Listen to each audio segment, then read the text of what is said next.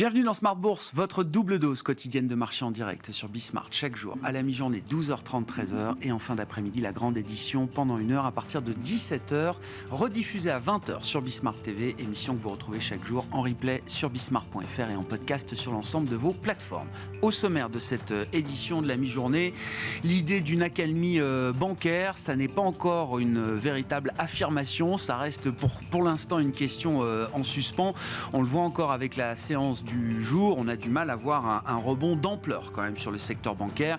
Hier était une séance d'apaisement. Le début de séance ce matin était dans le sillage de ce qu'on a pu observer hier, mais on voit quand même le rebond qui est en train de s'affaiblir à mi-parcours avec un secteur bancaire qui a réduit là aussi ses gains après avoir bondi d'un peu plus de 1,5% en début de séance en Europe.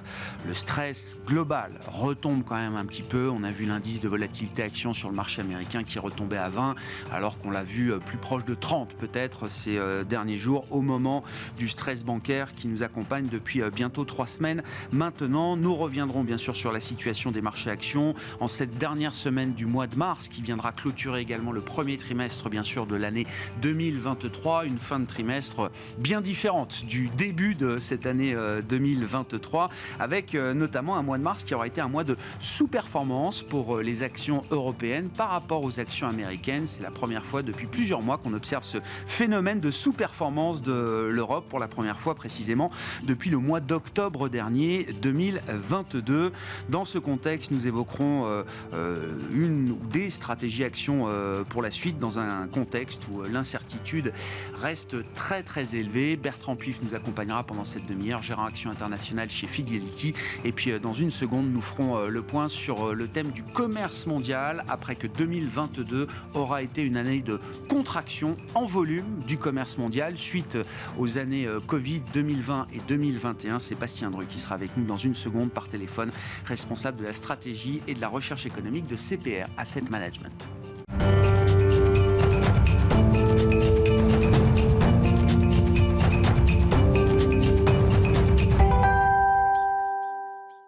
Le commerce mondial, donc à la une de cette édition de la mi-journée de Smart Bourse, l'idée étant de faire un état des lieux du commerce mondial et des forces en présence post-Covid avec Bastien Dreux qui est avec nous par téléphone, le responsable de la stratégie et de la recherche économique de CPR Asset Management. Bonjour et bienvenue Bastien. Merci Bonjour. beaucoup d'être avec nous. Effectivement, un thème profond qui est celui du commerce mondial, de la dynamique des échanges mondiaux dans un contexte qui reste encore marqué par le Covid, post-Covid, on peut le définir ainsi, Bastien, partant du bilan qu'on peut faire de l'année 2022 en termes d'échange de biens, notamment dans le monde, 2022 qui a été, il faut le noter et le rappeler, une année de contraction en volume du commerce mondial, ce qui est plutôt quelque chose d'assez rare dans l'histoire, en tout cas des dernières années, Bastien.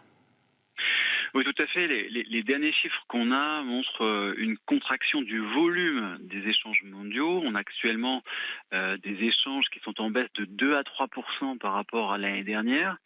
En fait, il y a un véritable coup d'arrêt dans le commerce mondial et hors période Covid, on n'a pas vu une telle contraction depuis la crise financière de 2008. Alors, à l'époque, le commerce mondial s'était contracté de 20%. Actuellement, c'est que de 3%. Donc, le choc n'est pas de la même amplitude, mais ça reste à souligner malgré tout. Alors, au niveau des causes, il y a probablement une réorientation de la consommation, parce que pendant le Covid, par la force des choses, les ménages avaient consommé plus de biens et moins de services. Et là, on a le balancier inverse, avec peut-être un peu moins de consommation orientée vers les biens et un peu plus vers les services. Et une autre cause possible, c'est tout simplement un possible affaiblissement de la demande suite au choc monétaire. Parce qu'après tout, la Fed a remonté ses taux directeurs de 475 points de base, la BCE de 350 points de base. Et ça a forcément un impact sur la demande des ménages qui commence à se voir et qui va être de plus en plus fort. En tout cas, ce qu'on observe, par exemple, aux États-Unis, c'est une forte baisse, pour être très concret, c'est une forte baisse du nombre de conteneurs qui arrivent par bateau. Et actuellement, si on prend les ports de Los Angeles et de Long Beach, qui sont les deux plus grands ports américains, on a une baisse de 35% sur l'année du nombre de conteneurs déchargés dans ces deux ports, quoi. Et on voit aussi un très net ralentissement du fret ferroviaire aux États-Unis. Ça, c'est pour les causes. Mais si on s'intéresse aux conséquences, on peut surtout penser à l'inflation. Parce qu'au pire de la crise Covid, le coût du fret maritime avait été multiplié par plus de 10, et ça a clairement été l'un des facteurs qui a exacerbé l'inflation élevée dans les pays développés. Il y avait eu notamment des études du FMI qui avaient démontré ça, qui avaient montré que la hausse du coût du fret ferroviaire, du fret maritime, avait conduit à une inflation supplémentaire de plusieurs points de pourcentage. Donc c'est quand même un élément qui a été important dans cette flambée de l'inflation qu'on a pu voir dans les pays développés. Et maintenant, on a un coût du fret maritime qui est justement revenu à peu près son niveau d'avant la crise Covid, à peu près son niveau, disons, de 2019. Et on peut penser que ça va contribuer à davantage de désinflation. Et donc, c'est un facteur qui est évidemment suivi de très très près par les banques centrales. Ouais. On va même peut-être parler de déflation sur le prix de certains biens de transport ou de biens manufacturés à un certain stade, Bastien ? Là, la très très forte baisse du prix du fret maritime, oui, ça va faire baisser effectivement le prix de certains biens.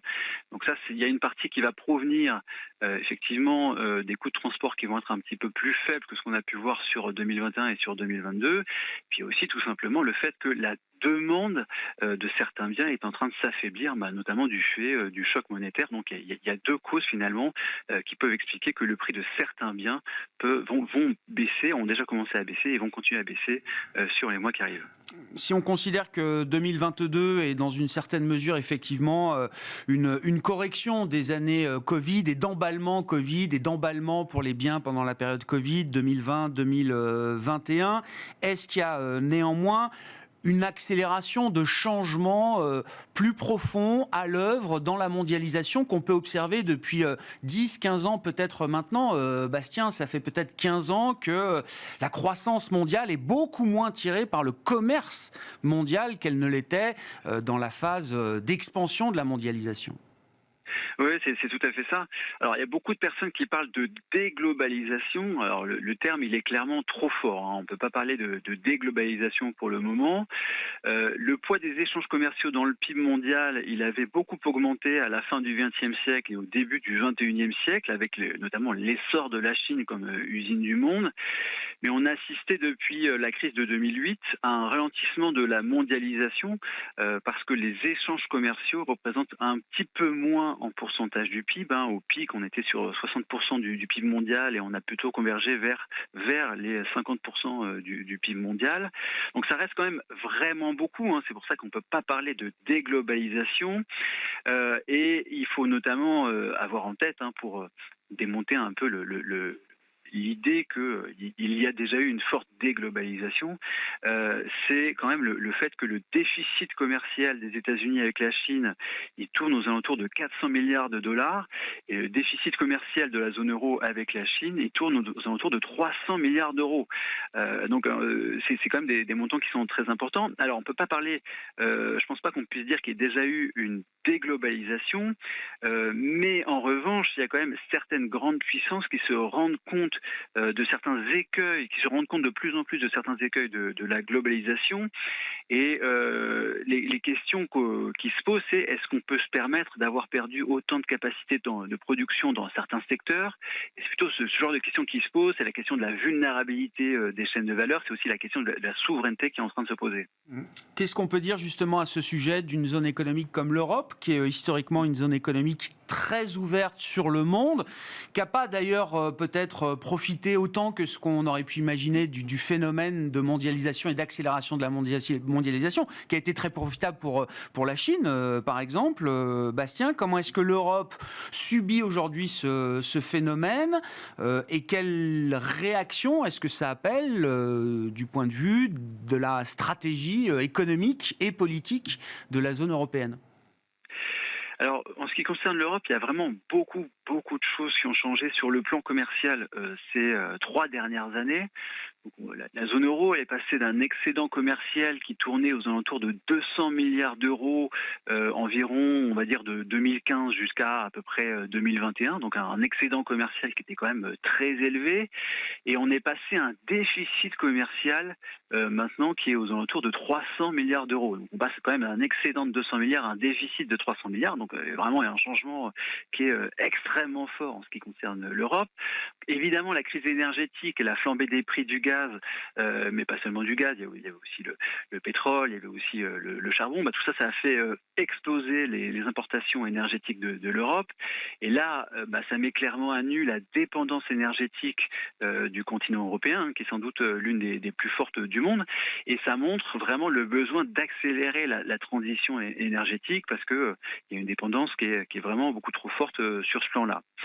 Il y a aussi le fort creusement du déficit avec la Chine, qu'on a déjà évoqué tout à l'heure, mais qui a très fortement augmenté sur les 2-3 dernières années. Et ça révèle finalement des dépendances dans d'autres secteurs, comme sur un certain nombre de biens de consommation. Et puis, il y a aussi, on peut faire un petit zoom sur le secteur automobile, parce qu'il y a eu un vrai affaiblissement du secteur automobile, notamment en Allemagne. En 2022, il y avait 26% de voitures produites en moins par rapport à 2019, donc 26% de voitures produites en moins, c'est vraiment une très forte baisse de la production automobile, et ça se traduit tout à fait logiquement par un excédent commercial qui est beaucoup moins fort pour les voitures, et ça c'est quand même largement à cause de la pénurie de semi-conducteurs. Donc le secteur automobile européen a vraiment pâti de cette pénurie de semi-conducteurs, et ça démontre encore le besoin de renforcer l'autonomie stratégique de l'Europe. Notamment, là, on a pu voir sur les derniers jours le fait qu'il y avait la confirmation du fait qu'on s'oriente vers quasiment 100% de vente de voitures électriques en Europe à l'horizon 2035. Mais pour ça, il va falloir développer, finalement renforcer la sécurité des approvisionnements de certaines matières premières critiques qui sont nécessaires notamment à produire des batteries notamment. On peut penser au lithium par exemple, on peut penser au cobalt ou à d'autres matières premières. Et c'est vraiment là-dessus que l'Europe doit travailler, et d'ailleurs est en train de travailler actuellement pour essayer justement de renforcer son autonomie stratégique. On parle d'un changement de modèle économique pour l'Europe, Bastien, et donc forcément pour l'Allemagne, le poids lourd, le pays le plus mercantiliste peut-être même d'Europe. Est-ce qu'on a déjà un cap, une vision dans un pays comme l'Allemagne de ce que sera le modèle économique de demain ? En tout cas, là, ce qu'on a pu voir, c'est que vraisemblablement l'un des grands pays européens qui a le plus pâti de la crise énergétique en 2022, c'est l'Allemagne, très clairement, avec des coûts de l'énergie qui ont très fortement augmenté. Et là, ce qu'on a pu voir, et ça ressemble quand même à un changement de mentalité, c'est vraiment la prise de conscience au niveau du gouvernement allemand qu'il fallait vraiment essayer de remédier à ces dépendances énergétiques, mais pas seulement, ça concerne aussi d'autres matières premières. Et là, vraiment, on sent bien qu'il est en train de se passer des choses en Allemagne de ce point de vue-là qui permettent à l'Europe d'évoluer de façon plus large. Bastien, merci pour cette analyse et cette plongée dans le thème du commerce mondial post-Covid. Bastien Dreux qui est avec nous par téléphone, responsable de la stratégie et de la recherche économique de CPR Asset Management.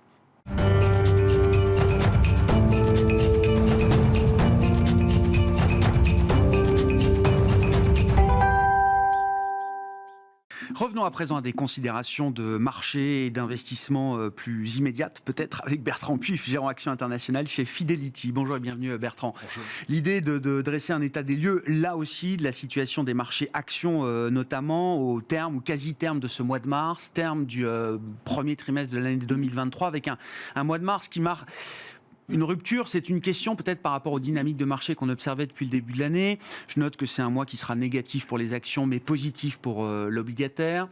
C'est un mois où on a vu une rotation à nouveau dans les marchés actions vers plus de secteurs défensifs ou de croissance visible.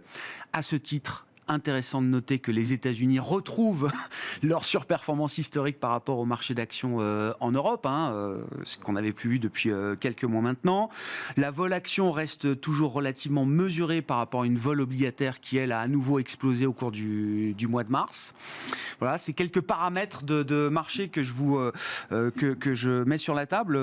Bertrand, quel est l'état des lieux que vous dressez à ce stade-là sur les forces et faiblesses du marché action? Si on met les choses en perspective, c'est vrai que fin février, on avait quand même des marchés qui avaient pas mal monté, on va dire, qui anticipaient des bonnes nouvelles. On parlait même de potentiellement pas de récession. Le consensus était d'ailleurs sur cette opinion qu'il n'y aurait pas de récession, que ce soit aux États-Unis, mais également en Europe. Et donc on était un petit peu dans l'euphorie, et c'est vrai que là, cette problématique bancaire a généré donc des prises de profit sur les marchés actions. Et également, effectivement, c'est vrai, une rotation. Alors, c'est vrai que la value sur les 18 derniers mois avait quand même fortement rebondi. Ouais. Donc là, ça a été aussi l'occasion de prendre des profits sur ce rebond. En ligne également avec la détente sur les taux longs, qui était liée au fait que le marché... alors, c'est plus exactement le cas aujourd'hui, on est en train de sortir de cela, mais en tout cas, les 3 dernières semaines, c'était de dire les banquiers centraux vont être obligés de faire quelque chose pour pouvoir garantir cette liquidité bancaire, parce qu'on pensait qu'elle allait être un problème. Voilà. Et donc, cette détente sur les taux, et derrière, les gens, effectivement, achètent des belles valeurs de croissance défensives, et on a cette correction. Bon, nous, on pense que... alors, si on regarde cette crise, entre guillemets, qui n'est pas vraiment une crise bancaire, elle est focalisée sur certains acteurs très particuliers, que ce soit aux États-Unis ou en Europe. Nous, on pense qu'il n'y a pas de risque vraiment de revivre un moment Lehman, comme en 2008, avec un secteur bancaire qui craque et derrière ce qu'on appelle un credit crunch. Probabilité extrêmement faible. Le sudden stop, la falaise. Voilà. Tout s'arrête du jour au lendemain, la confiance disparaît plus qu'elles ont totalement. Dans leur bilan, voilà. D'accord. Et là, il faut faire un parallèle, c'est vrai, entre les États-Unis et l'Europe. L'Europe, depuis la crise de 2008, a mis en place, avec une accélération à partir de 2012, une régulation pour les banques en particulier, qui est extrêmement dure, avec cette obligation, je prendrai juste cet exemple-là, d'avoir l'essentiel de ses actifs en mark-to-market, c'est-à-dire vraiment de refléter à chaque fois qu'il publie tous les trimestres la valeur, ou mieux, la valeur des actifs et en règle générale la valeur de marché. Aux États-Unis, on s'est rendu compte que c'était un peu encore le Far West, entre guillemets, avec des banques qui avaient la possibilité, on l'a vu avec SVB, de garder au coût historique des actifs qui pourtant s'étaient dépréciés fortement. Voilà. Ce qui n'aurait pas été possible en Europe, en tout cas depuis 2012. Donc de ce côté-là, et on a également des banques qui se sont recapitalisées, qui ont vraiment des bilans très sains en Europe. Crédit Suisse est vraiment... l'arbre qui cache la forêt, voilà. Donc, effectivement... Le suspect que tout le monde a en tête depuis plusieurs années maintenant, qui a même peut-être remplacé Deutsche Bank ces dernières années dans les suspects idéaux ou habituels que le marché a en tête. De zombie stock, là, on a vraiment l'exemple type de ce qu'on appelle une zombie bank. C'est-à-dire que, pour différentes raisons... La problématique n'a pas été réglée. Elle aurait dû être réglée déjà depuis plusieurs années pour Crédit Suisse, d'une manière ou d'une autre. Et il a fallu attendre qu'il y ait cette mini-panique autour de spécifiquement cette banque-là pour que les autorités soient amenées à agir. Bon. Épiphénomène, de notre point de vue, on voit que le stress, depuis quelques séances, notamment sur le secteur bancaire, est en train un petit peu de retomber. Donc ça, c'est plutôt positif pour tout le monde, pas que pour les banques, pour l'économie en général. Bien sûr. Mais voilà, donc aujourd'hui, les banques, dans leur valorisation, elles price une récession quand même, ce qui n'est pas le cas du marché. Non. Et donc là, on a aussi des notions contradictoires. Voilà. Sur le secteur bancaire spécifiquement, Bertrand, donc, je comprends, on écarte le scénario d'un moment Lehman. Néanmoins, il y a quand même la question de la rentabilité et du modèle économique des banques dans un monde différent aujourd'hui. Que les banques soient solides, c'est une chose. Qu'elles aient les liquidités, les ratios de liquidité et de solvabilité nécessaires pour encaisser les chocs, c'est une chose. Quid de la rentabilité quand même du modèle bancaire dans un monde où la liquidité n'a plus le même prix aujourd'hui, dans un monde où effectivement les dépôts bancaires étaient peut-être sous-rémunérés par rapport à ce que le marché offrait. Il y a une forme de révélation de ce point de vue-là de la part des déposants qui ont compris que les dépôts, la rémunération qu'on leur offrait sur un compte bancaire n'était pas à la hauteur de ce qu'ils pouvaient trouver sur le marché sur des produits monétaires. etc., etc. Ça change quand même pas mal de choses et pas mal de paramètres de rentabilité pour le secteur bancaire dans un horizon de temps qui peut être long d'une certaine manière. Alors, la pontification de la courbe des taux, qui est à un moment donné inéluctable, devrait permettre au secteur bancaire de retrouver des fondamentaux sains. On rappelle qu'une banque fait de la transformation, donc elle a besoin d'avoir effectivement cette courbe des taux pontifiée. Donc ça, nous, c'est notre scénario. Donc à partir de là, on pense que les banques vont pouvoir avoir des rentabilités tout à fait correctes dans les années à venir, quand on aura effectivement digéré cette phase de remontée des taux courts, qui à un moment donné va se stabiliser. On voit maintenant que le pas de la Fed, c'est plus 50 points de base, c'est 25, et qu'on anticipe le fameux pivot d'ici la fin de l'année, début d'année prochaine, en fonction effectivement donc, du marché de l'emploi américain.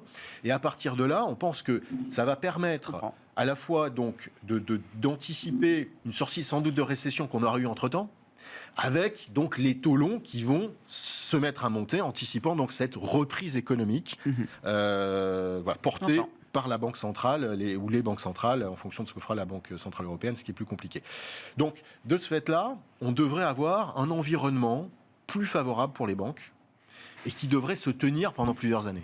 Puisqu'on a eu vraiment quand même une succession sur les 10 dernières années donc, d'aberrations entre guillemets économiques, avec des taux longs qui étaient arrivés même en étant négatifs, des taux réels qui ont été négatifs pendant longtemps, et tout ça a été lié à des crises très spécifiques qui ont été gérées avec le bazooka par les banques centrales. Bon, on sort de là, et c'est vrai qu'on n'a plus l'habitude de voir des banques centrales agir un peu de manière normative, ne pas s'emballer, ne pas dire on garantit tous les dépôts de toutes les banques, parce que ce n'est pas forcément le besoin. Et ce sera un mauvais signal aussi. Donc c'est vrai qu'il faut réapprendre, en fait, la normalité économique qu'on n'a plus depuis 10 ans, parce qu'on a eu des crises à partir de Lehman, et puis 2012 aussi la crise de la zone euro, la crise de la dette souveraine, qui ont été vraiment très spécifiques. Mais pour plusieurs raisons, et déjà la première d'entre elles étant la persistance quand même de pression inflationniste, il faut imaginer que les banques centrales résisteront le plus loin possible à l'idée de paniquer d'une certaine manière. Voilà, je pense que la lecture elle est plus favorable. Ouais, les banques. Oui, bien sûr. Si vraiment elles pensaient qu'il pouvait y avoir un crédit crunch à un tel niveau que ça déstabilise l'économie, évidemment, elles n'auraient pas tenu le discours qu'elles ont tenu la semaine dernière en disant, voilà, nous, notre préoccupation aujourd'hui, c'est l'inflation. On a en tête effectivement cette problématique de liquidité, encore une fois sur des acteurs ciblés, et on fera ce qu'il faut, mais on n'en est pas quelque chose de systémique.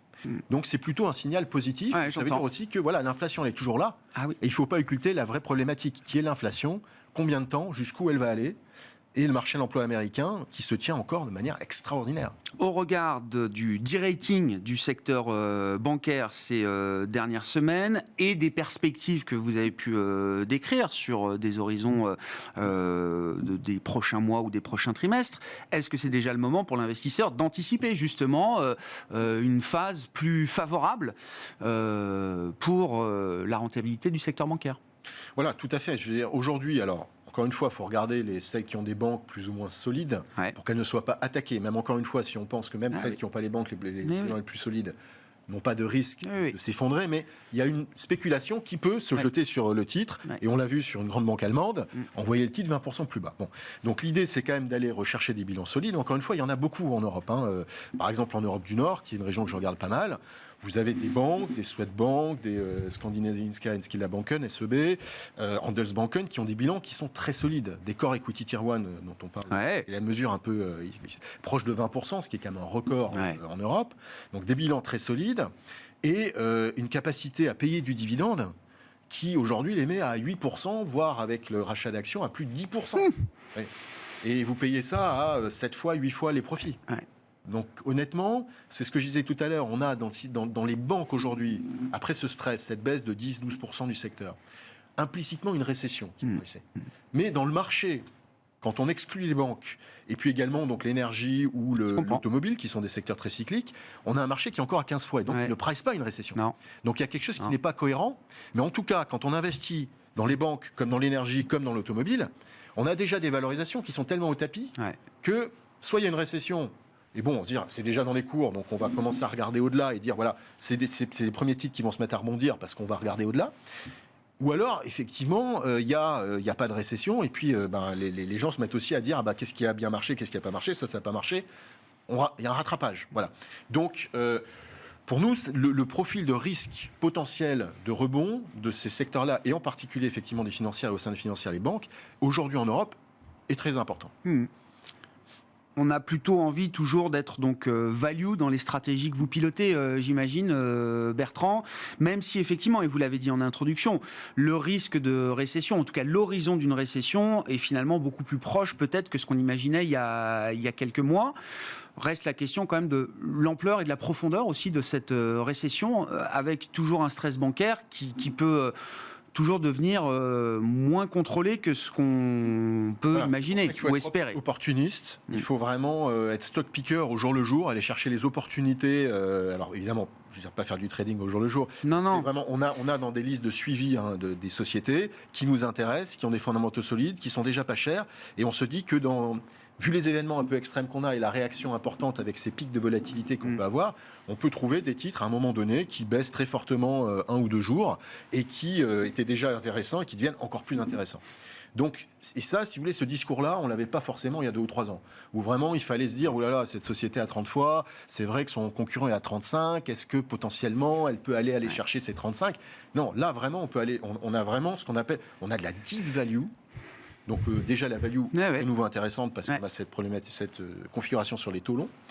Mais en plus, au sein de la value, on a des choses qui sont vraiment très très peu chères et pas de la value trap, pas des choses qui structurellement sont en déclin. Et donc c'est pour cela que, pour répondre à votre question, je pense qu'aujourd'hui il est intéressant de regarder la value cyclique. La value cyclique, donc on parlait de l'auto aussi, il n'y a pas que les bancaires, l'auto, l'énergie aussi. L'énergie aujourd'hui, le prix du Brent price plutôt un fort ralentissement mondial. Ce qui n'est pas forcément notre scénario, notamment donc, quand on sait que la Chine va plutôt être entre 5,5 et 6% de croissance du PIB. Donc voilà, donc la value cyclique, aujourd'hui, par rapport à la value défensive, qui a plutôt mieux marché en relatif sur les dernières semaines, derniers mois, est plutôt ce qu'on plébiscite. Et encore une fois, cette récession, nous, on ne pense pas que ce soit une récession de bilan, ce qui serait effectivement une très mauvaise nouvelle pour l'ensemble du marché, y compris pour la value, tout baisserait. On pense que c'est plutôt une récession cyclique, classique. J'entends. Voilà. Et à partir de là, le marché fera son travail d'aller chercher les titres qui déjà anticipent, on a déjà dans les cours cette récession par rapport à d'autres où c'est pas du tout dans les cours. L'idée que ça peut être juste une récession normale. Non, mais parce que c'est vrai que tous les référentiels qu'on a en matière de stress financier, de crash économique, ces dernières années, ce sont des référentiels qui sont, historiquement, dans les statistiques, qui sont des points assez écartés de la moyenne. Mais voilà, on peut avoir aussi une forme de récession normale. Qui n'empêcherait pas justement l'investissement dans des compartiments cycliques du marché. Et juste pour illustrer ce propos-là, on n'a jamais eu dans l'histoire un écart de valorisation aussi important entre les 10% des titres les plus chers et les 10% des titres les moins chers. On peut regarder les courbes sur 30-40 ans. Voilà, on est au plus haut. Donc il y a cette vraie dichotomie. Et parce que les gens sont allés chercher des défensives, et puis on a vu ce réflexe de Pavlov il y a encore sur les dernières semaines. Et aussi, c'est pour ça aussi qu'on est allé aux États-Unis et on a laissé l'Europe. Les taux baissent, la récession arrive. On va acheter des belles valeurs de croissance américaine, de la technologie. Bon, en plus, ça avait baissé un petit peu, donc paf. Ça, vous dites, c'est un mauvais pari pour le prochain cycle. C'est un très mauvais pari pour le prochain cycle. Je pense que les portefeuilles sont encore globalement très très investis sur ces secteurs-là. Et qu'il va y avoir un désinvestissement qui, et là c'est la question, est-ce qu'il va être rapide, brutal, très agressif, très brutal, et les titres vont baisser fortement. Un titre comme Tesla qui avait baissé de 60% l'année dernière a repris 40 ou 50%. Il y a des choses qui se sont passées quand même un peu structurelles.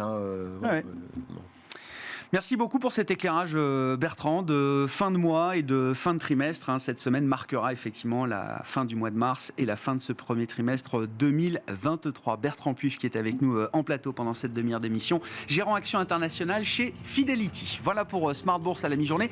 Pas d'émission en direct exceptionnellement ce soir. Nous vous proposons un best-of, les meilleurs moments à suivre à partir de 17h. Et nous nous retrouvons demain en direct, bien sûr, à 12h30 sur Bismart.